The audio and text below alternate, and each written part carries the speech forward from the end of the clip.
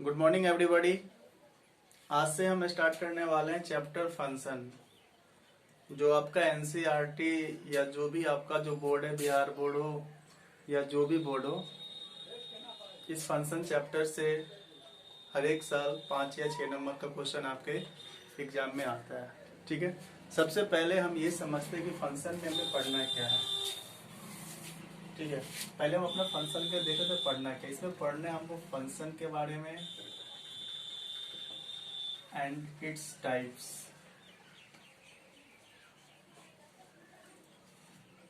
ठीक है, दूसरा हमको पढ़ना है composite of function.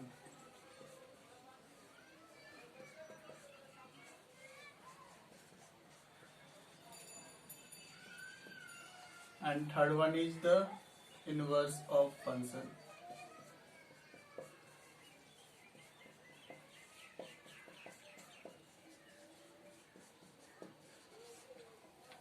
In 3 unit को पढ़ने के बाद में हम पढ़ेंगे मिसलेनियस क्वेश्चन।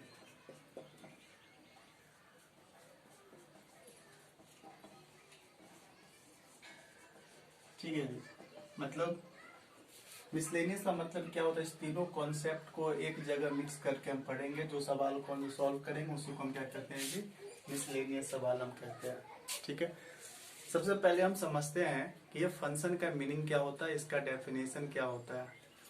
चलो देखो, यहाँ से ध्यान से समझना, बहुत ही बारीकी से, बहुत ही आसान भाषा में मैं आपको ये चैप्टर समझाने वाला हूँ।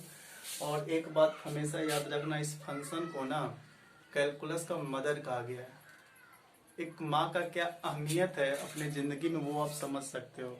यानी कि यदि आपका फंक्शन अच्छा हुआ ना, तो आप पूरे कैलकुलस को आसानी से समझ सकते हो, क्योंकि बेस पूरा कैलकुलस का बेस ही फंक्शन को माना गया।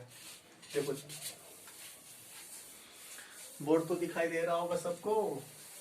चलो देखो, यहाँ पे ये जो आपका फंक्शन है, सबसे पहले हम इसका मीनिंग समझते हैं। इसको हिंदी में क्या कहते हैं जी, फलन। फलन, और इसको रिप्रेजेंट कैसे करते हैं।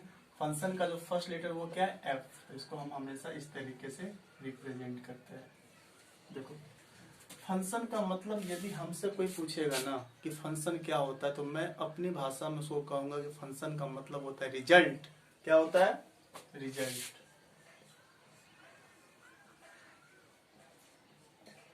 और दुनिया का कोई भी रिजल्ट हो वो हमेशा कैसा होता है, यूनिक। ठीक है, यूनिक को हिंदी में हम क्या कहते हैं, अद्वितीय। अद्वितीय का मतलब क्या हो, मतलब इसके जैसा कोई और दूसरा नहीं दोस्तों। ठीक है, तो फंक्शन का मतलब क्या होता है, रिजल्ट। और रिजल्ट हमेशा कैसा होता है, उसका मतलब क्या हुआ, रिजल्ट। वो कैसा होता है, हमेशा यूनिक। जैसे मान लो कि आपने 10वीं बोर्ड का जो एग्जाम दिया, उसमें आपको टोटल 500 का पेपर हुआ और आपने मान लो उसमें 400 पाया। ये क्या हो गया, आपका जो रिजल्ट है आपके लिए कैसा हो गया, यूनिक हो गया। यूनिक का मतलब क्या, उसके जैसा कोई दूसरा। मतलब एक बार आपको 400 नंबर आ गया तो आपके लिए तो वो रिजल्ट यूनिक हो गया ना। थोड़ी है कि अब कुछ दिन के बाद आप उसको सर्टिफिकेट को आप डिब्बे में बंद करके रखो तो वो 400 से 405 हो जाएगा। नहीं, एक बार। रिजल्ट का मतलब क्या होता है, यूनिक। मतलब समझ में आ गया, फंक्शन का मतलब क्या होता है, रिजल्ट। और रिजल्ट का कैसा होता है, वो तो यूनिक होता है। चलिए, ये तो हो गया, हम अपने तरफ से इसको इसका मीनिंग समझाने की कोशिश किए। एक्चुअल मीनिंग ऑफ फंक्शन हम लोग समझने का कोशिश करते हैं। इसके लिए आपको हम एक एग्जाम्पल से समझाते हैं। देखो, जैसे मान लो यहाँ पे 2 दोस्त है। ठीक है, इसका नाम है वाई और दूसरे का नाम है एक्स। 2 दोस्त है, एक का पहले वाले का नाम है वाई और दूसरे फ्रेंड का क्या नाम है जी, एक्स। एक्स पूछता है वाई से कि बताओ तुम्हारा कितना नंबर आया एग्जाम में। तो वाई क्या बोलता है कि तुम्हारा जितना भी नंबर आया ना, उसका 2 गुना से 3 ज्यादा। यार देखो तरीका क्या हुआ बताने का। 2 दोस्त था, पहले वाले का नाम था वाई और दूसरे वाले का क्या नाम था, एक्स।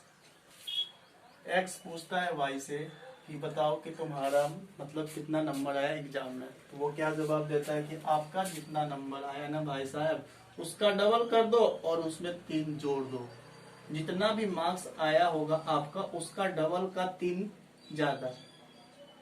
तो इसका मतलब क्या हुआ कि कहीं ना कहीं हम रिलेशन बता रहे हैं, एक संबंध बता रहे हैं, एक फंक्शन बता रहे हैं। क्या बता रहे हैं? यदि मान लो कि x को यदि 100 नंबर मिला तो y को कितना मिलेगा, इसका 2 गुना कर दो। 100 का 2 गुना कितना हो गया 200 और 3 जोड़ दो कितना हो गया 203। अगर x को मान लो 200 मार्क्स आया तो y को कितना, इसका डबल कर दिए तो 403। आप बोलोगे सर आप हमें ये फंक्शन में ये क्या बता रहे हो। बस दोस्त हमें स्टार्ट वहां से करना चाहते हैं जहां से आपको आगे कभी दिक्कत ना हो। छोटी छोटी बातों को मैं आपको समझाऊंगा और उस बड़े सवाल के लिए हम तैयार हो रहे हैं। ठीक है, देखो यहाँ पे तो इसका मतलब क्या हुआ, जो y का जो नंबर है वो किस पे डिपेंड करता है, x पे, है ना। किस पे डिपेंड करता है जी, x पे डिपेंड करता है। अच्छा इससे पहले की और मैं आपको बता देता हूँ। देखो यहाँ पे कभी ऐसा भी हो सकता है y बोले कि तुम्हारा जितना भी नंबर आया उसका 5 गुना से मेरे को 5 कम आया।